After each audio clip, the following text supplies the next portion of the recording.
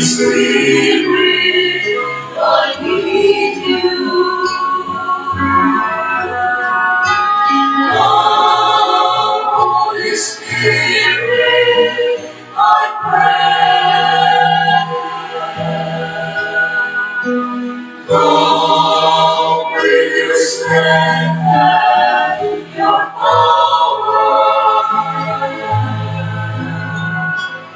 Come with your own special grace.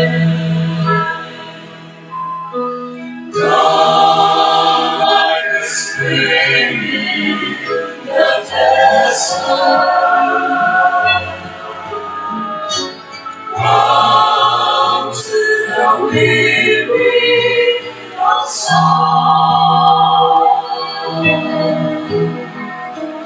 Lord, let your spirit in power.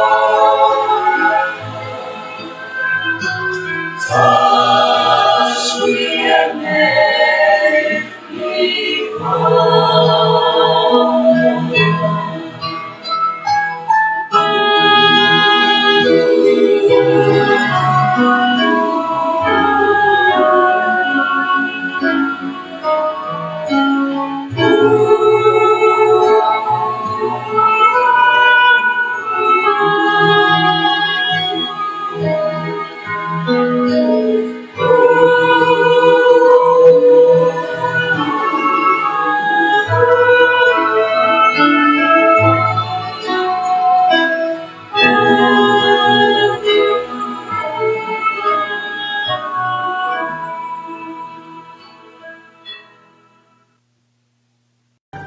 The Beat Watcher.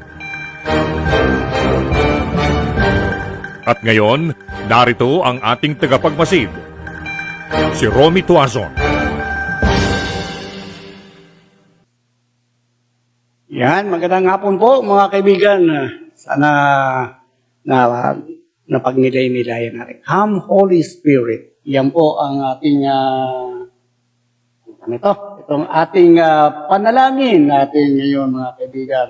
Pero bago tayo magpatuloy, siyempre alam naman natin na susunod na ating ang gumaling.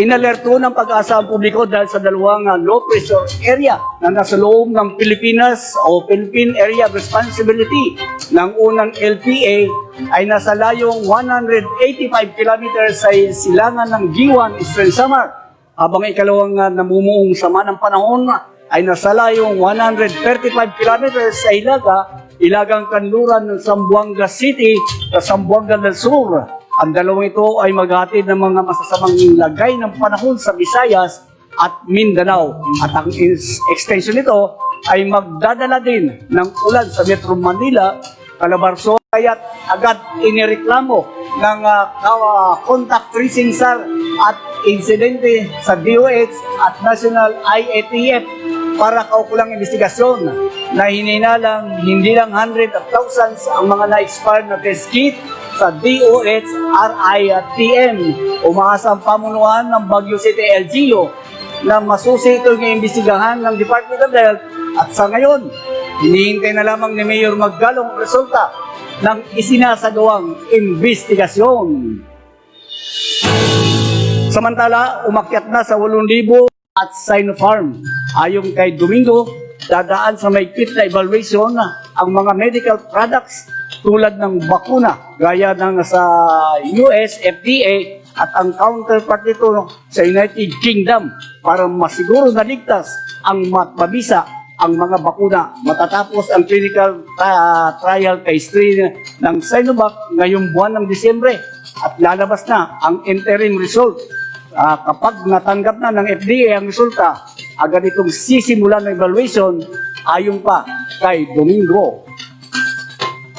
Hindi dapat ikagulat ang pagsulpot ng bagong strain ng COVID-19 virus na natuklasan sa United Kingdom.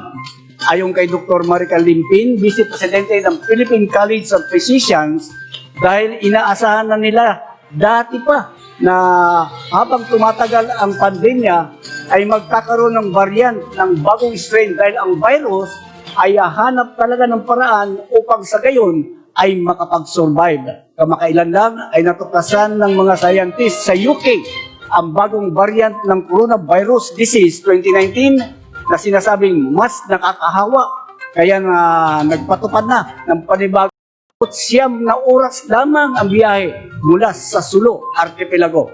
Kasabay nito, pinawi rin ng Pangulong Duterte ang pangamba ng publiko kaugnay sa pagkalat ng bagong coronavirus, habang ang Sulu Task Force COVID-19 ay nanawagan sa publiko na huwag magpanik at sumunod sa advisory mula sa kinauukulan. Inanunsyo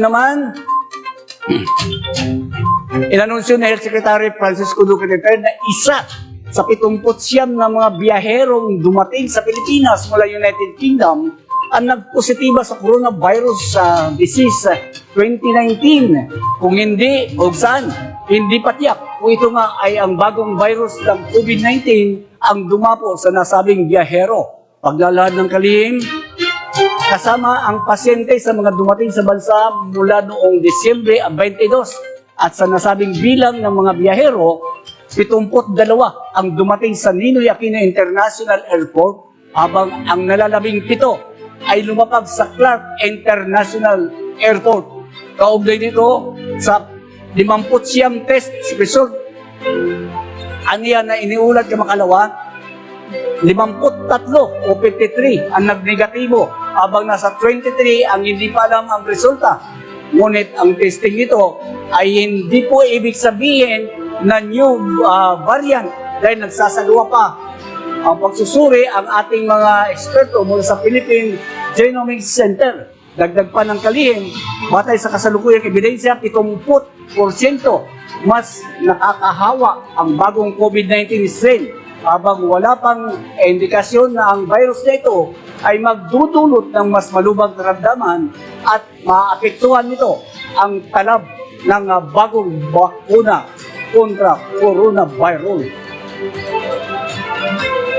Ako naman tayo sa balitang nasyonal. Ikinaalarma ni Agusan del Norte Representative Lawrence Fortun ang dismissal ng mga kriminal at administrative complaint laban sa mga pulis sa nakalipas na 10 taon, na karamihan sa mga reklamong ito ay nagbunsod ng kakulangan ng ebidensya. Inihalimbawa ni Fortun ang kaso noong nakarang taon laban ay Police Major Sergeant Jonel Nuesca, ang suspect sa pamoril sa mag-ina sa palikitan lahat noong Disyembre 20, na hindi basta pagkibit-balikat, hindi basta ipagkibit-balikat naman ng Kongreso ang mga karumal-dumal na krimen na kinasasangkutan ng mga pulis. Maging maaaring maglunsad din ng motu proprio investigation ang House Committee on Justice at Committee on Public Order and Safety para silipin ang criminal at administrative complaint laban sa mga pulis sa nakalipas na 10 taon. Marami ang mga pulis ang matitino pa rin, hindi dapat madamay sa pagkakasala ng iba sakali mang matuloy ang investigasyon na ito.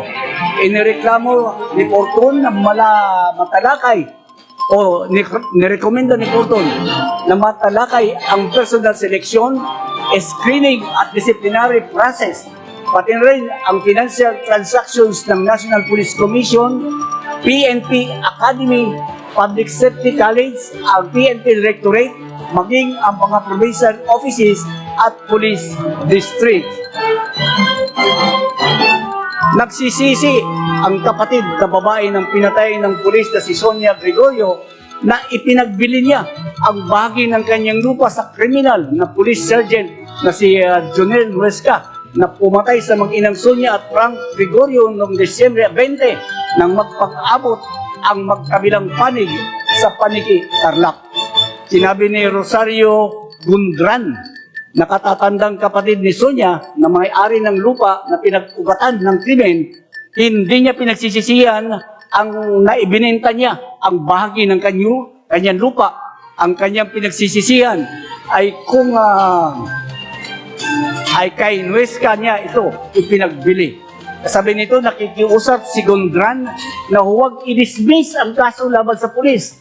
Baka mas marami pang buhay ang kukunin niya dahil may mga pinantayan siya ng kung ano-ano pa mga kaso na na-dismiss. Sa kaugnay na balita, sinabi ni Tarlac Police Provincial Office Chief Police Colonel Noriel Rombuaon, nangyak-yak umano na nagsisisi si Nuesca sa kanyang ginawa.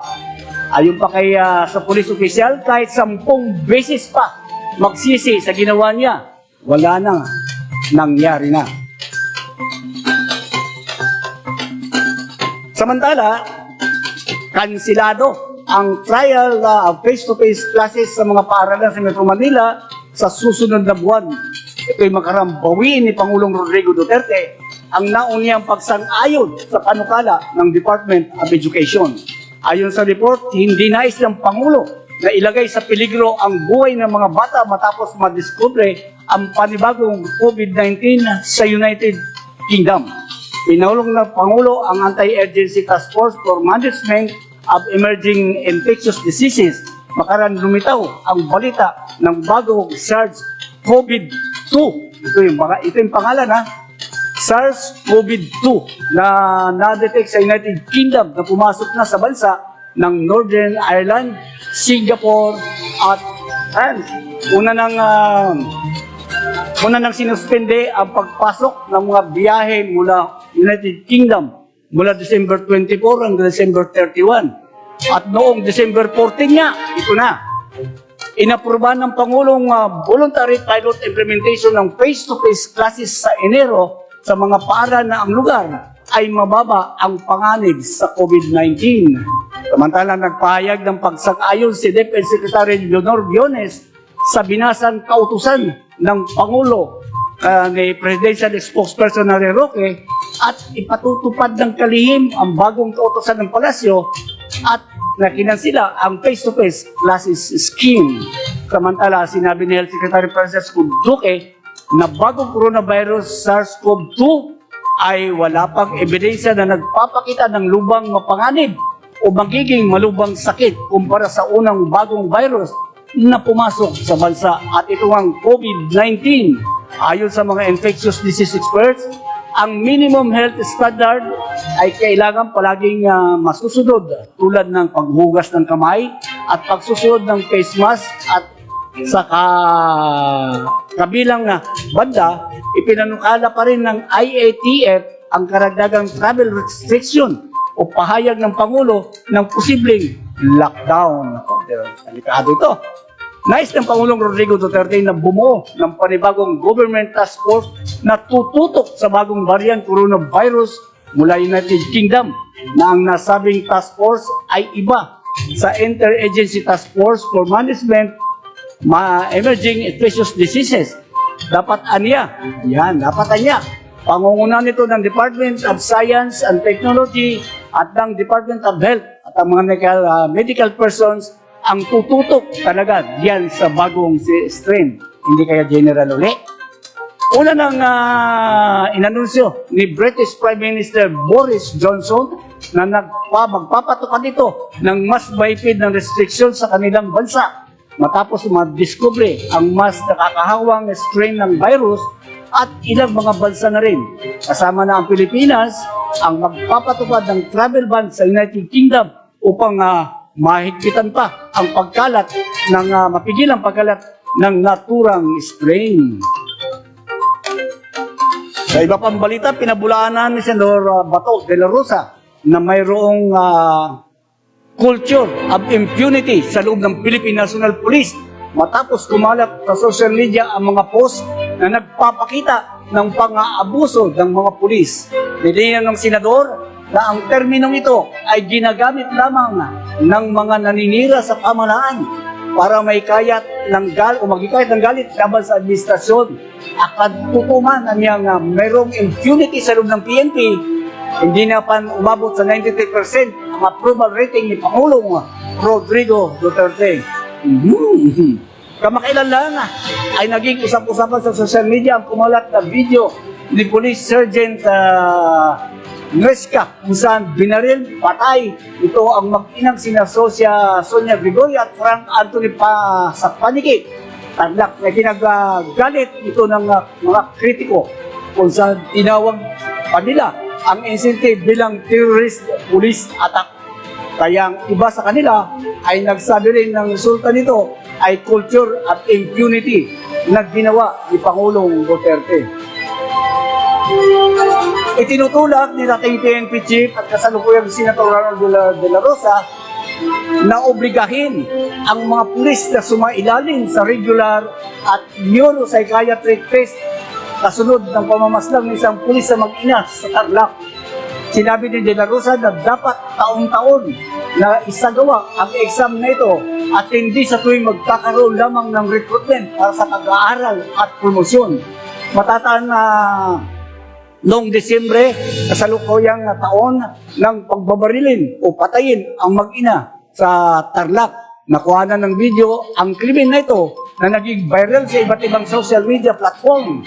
Ikinagalit ni Pangulong Rodrigo Duterte ang krimen na ginawa ni Nuesca na tinawag niyang crazy o baliw at pinisyon kung paano ito nakapasa sa neurological exam para sa mga police recruit.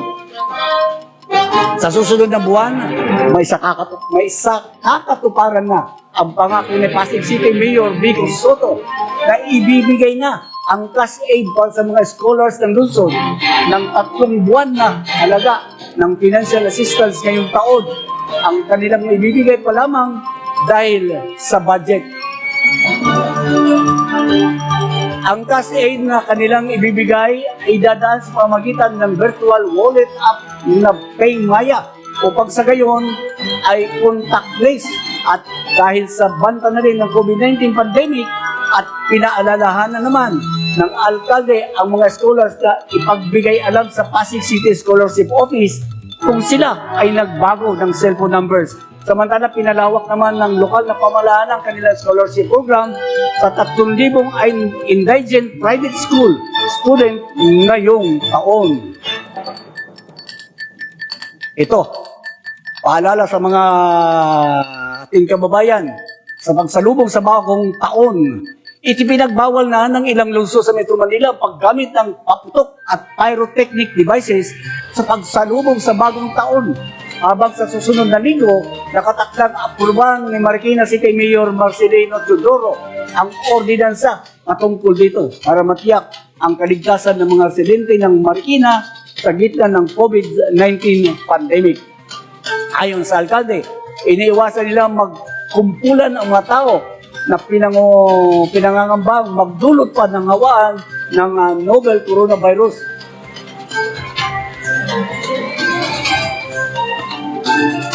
Kaya naman, hindi na itutuloy ngayong taon ang annual community-based fireworks display at concert alinsunod na rin sa Resolution number 19 ng Regional Peace and Order Council. Samantala, inaprubahan naman ng lokal na pamahalaan ng Valenzuela ang City Ordinance 833 para sa total ban ng pagmamanufacture na pagbebenta ng distribution, possession at paggamit ng mga firecrackers at iba pang pyrotechnic devices sa lungsod na ipagbawal nila ito hanggang sa paggamit ng firecrackers at iba pang pyrotechnic na lungsod, ipagbawal nito hanggang sa matapos ang public health emergency at crisis dulot ng COVID-19 pandemic. Inilagay na rin sa red alert status na ang Office of Civil Defense Region 2 para sa pagdiriwang ng Pasko at pagsalubong sa bagong taon na ayon kay Information Officer Francis Reyes, Joseph Reyes ng OCD Region 2 na magtatagal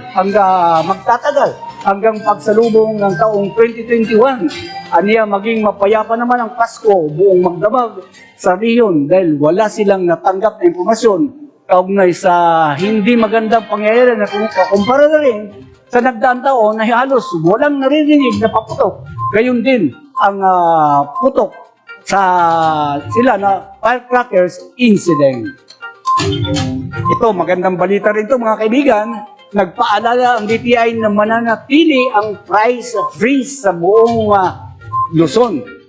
Dahil ito iginiit ni DTI na hindi pa rin pwedeng magtaas ng presyo ang mga pangunahing bilihin sa Luzon kahit nabuhos na sa mga mamimili sa mga groceries at palengke para sa pagdiriwang ng Kapaskuhan at nalalapit na bagong taon.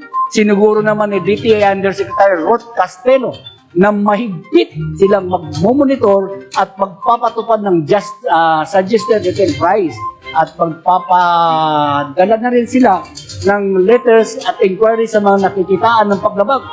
Sakaling hindi niya ibalik sa tamang presyo ay dito na umano maghahain ng kaso ang ngayon sa ilalim na rin ng Price Act. Dito ay pagmumultay ng mga pasaway ng 5,000 hanggang 2 milyon na maaari ng makulong ng 5 hanggang 15 taon.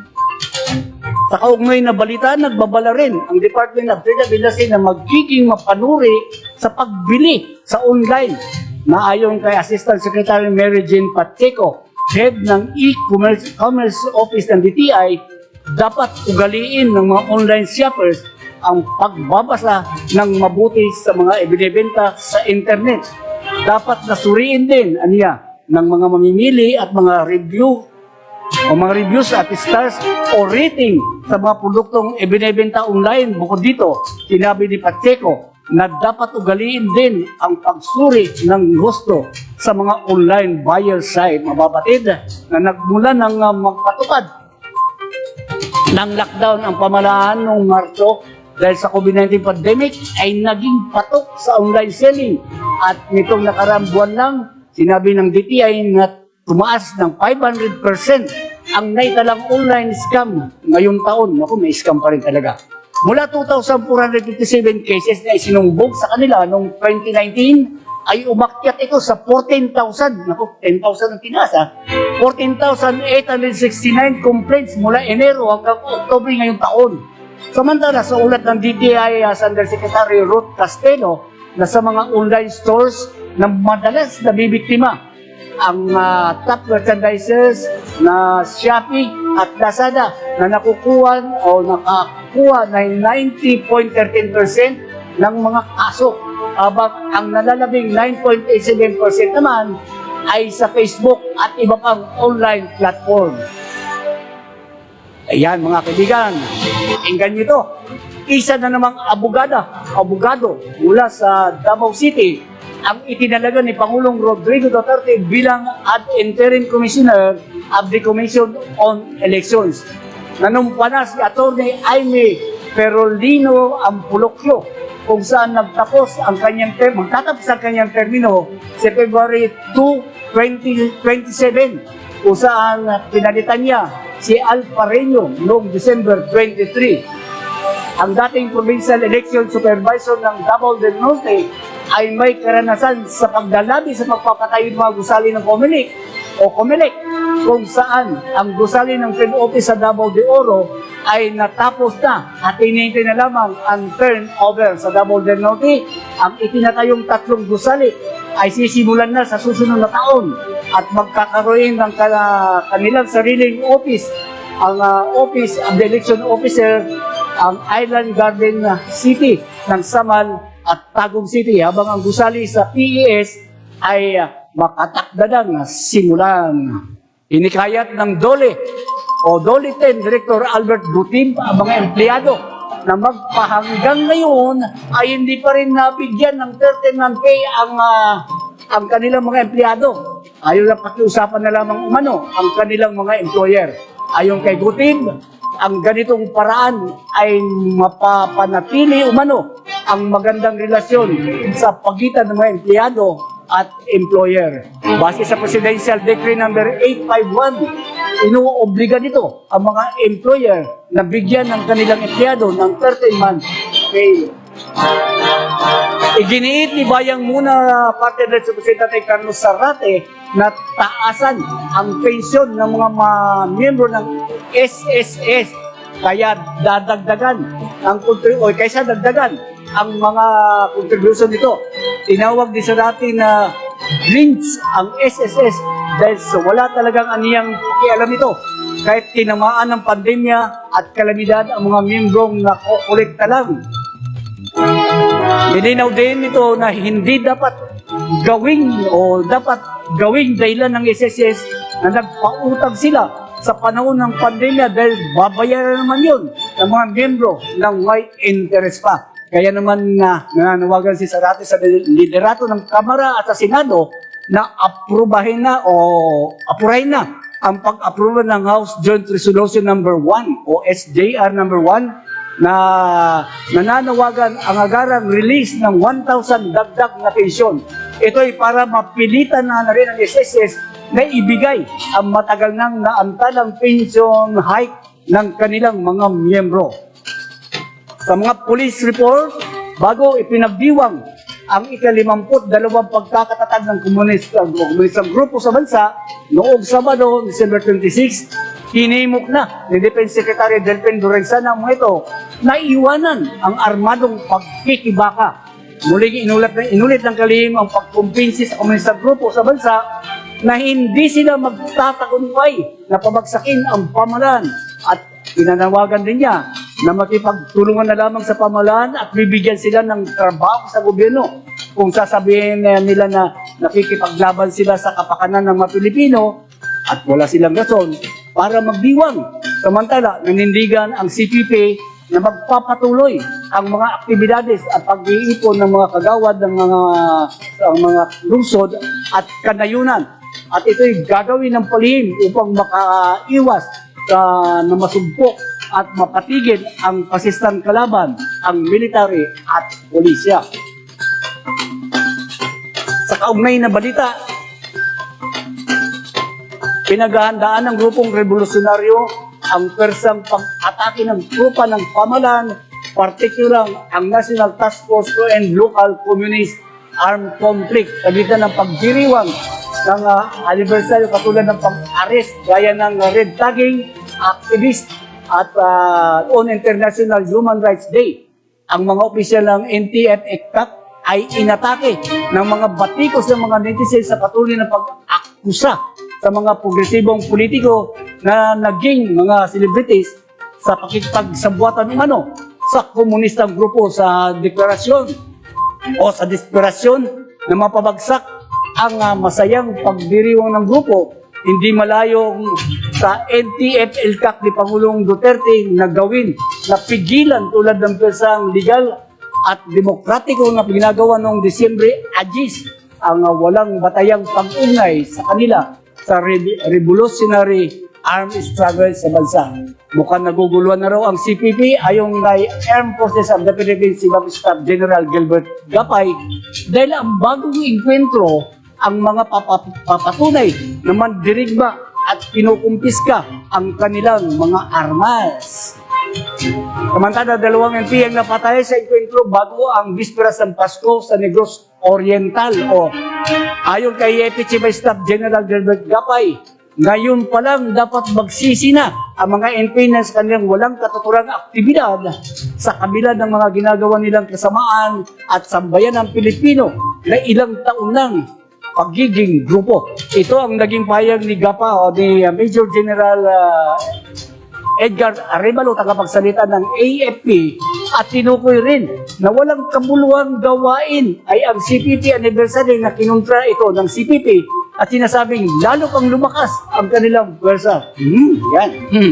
Sa pahayag ni CPP o ng CPP, ang New People's Army ay nakapagtayo na rin ng mga bagong guerrilla front at lumawak na ang guerrilla front sa ibang rehiyon. Sa gitna ng pinaigting na military operations ng AFP, ang CCP ay itinatag ni Jose Maria Sison noong December 26, 1968. Umalma ang Communist Party of the Philippines, yung People's Army, sa naging desisyon ng Anti-Terrorism Council na italaga bilang terorista ang nasabing organisasyon. Ito ang kinumpirma ni Marco Balbuena, Information Officer ng Communist Party of the Philippines. Ayon kay Balbuena, nais lamang ng Duterte regime na pigilan ang democratic rights at gagamitin ang anti-terrorism bilang dahilan. Magugulitan na noong December 9, ngayong taon, inaprobahan ng ATC Resolution number 12 kung saan itinatalaga ang CPP-NPA maging ang ilang armadong grupo bilang teroristang organisasyon.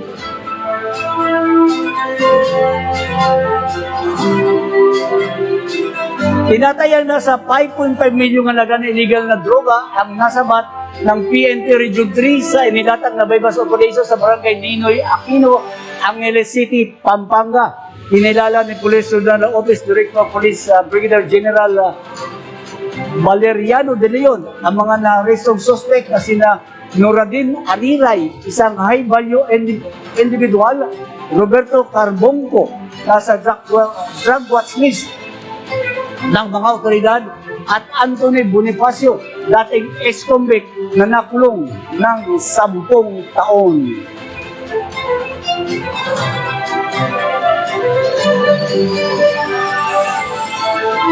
Alauna 46 na po ng hapon.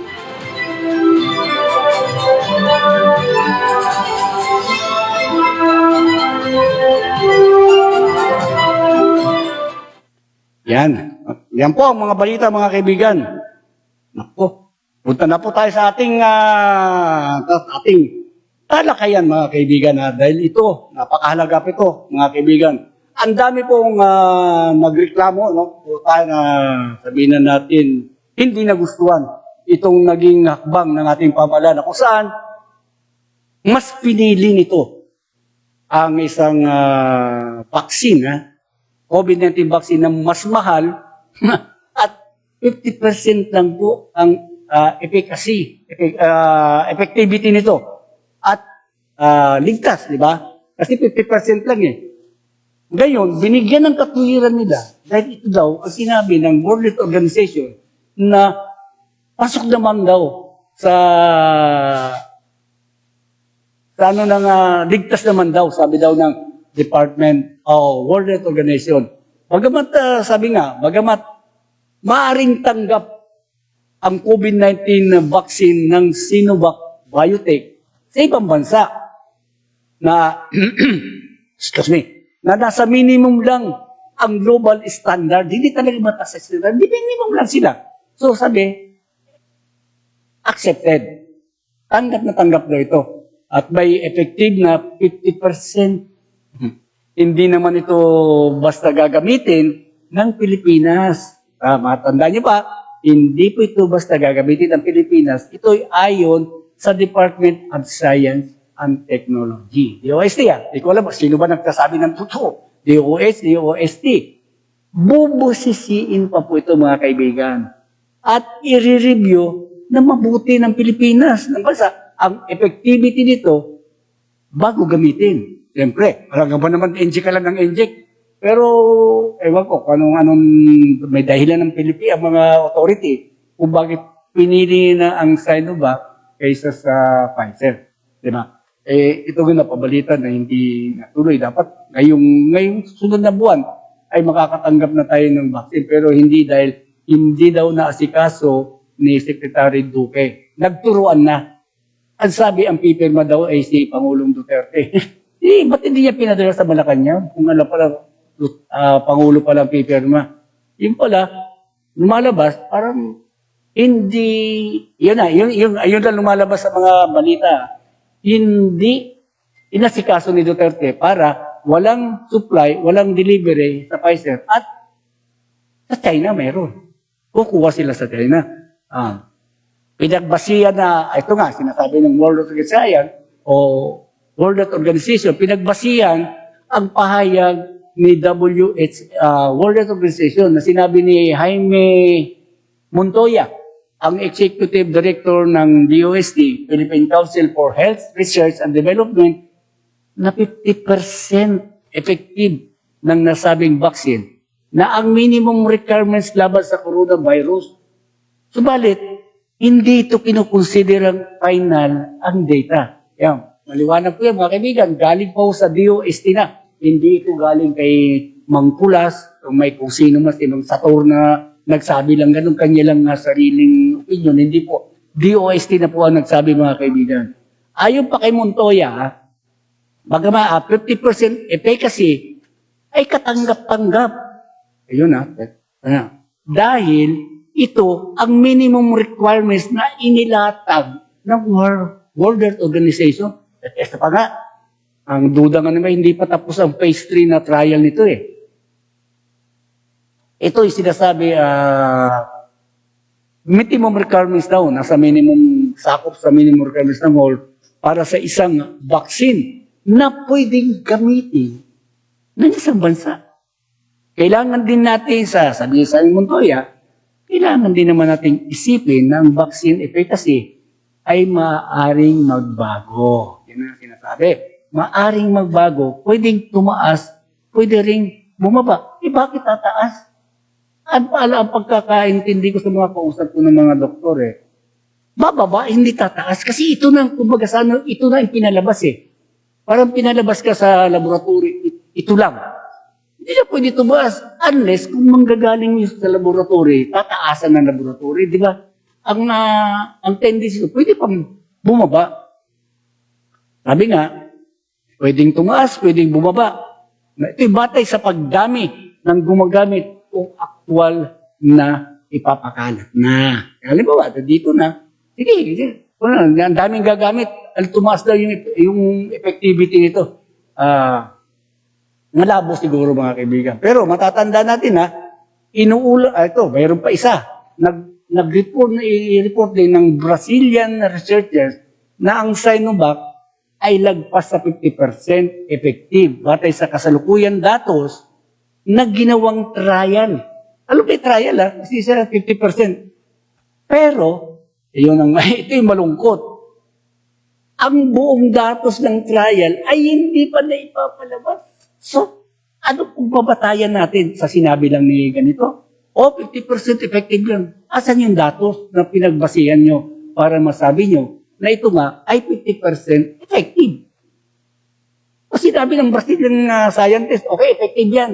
50%, lagpas pa ng 50%. Siyempre, pag siguro ka na dahil buhay ng tao ito, asaan?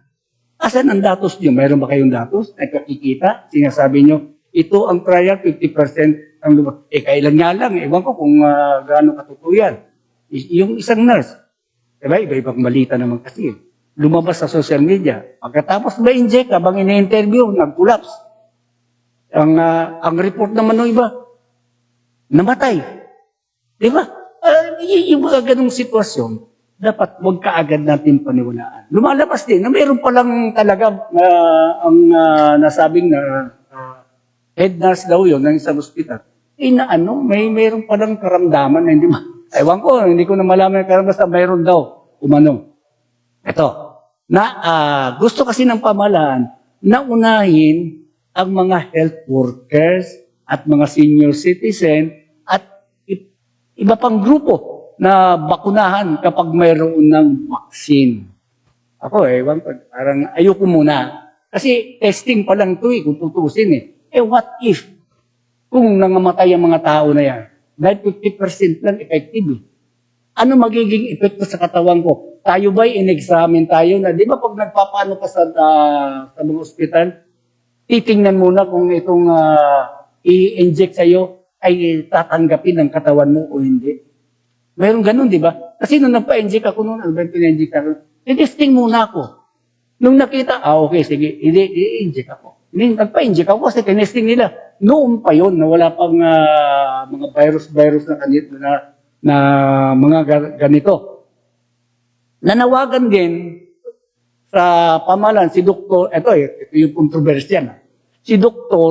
Tony Diatson. Ito siya, matatanda na, si Dr. Diatson kasi ito yung dating advisor ng National Task Force Against COVID-19.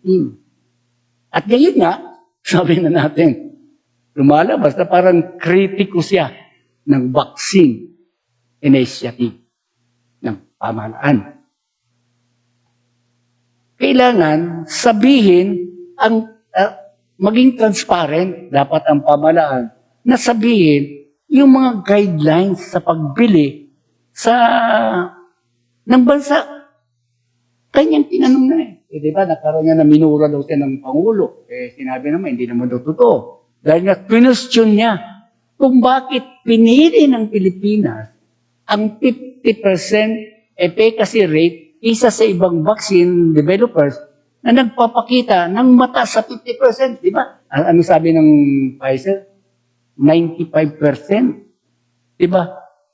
Ito nga, tama. kung ang Pfizer at Moderna ay nasa 95% efficacy rate at ang AstraZeneca ay 70%.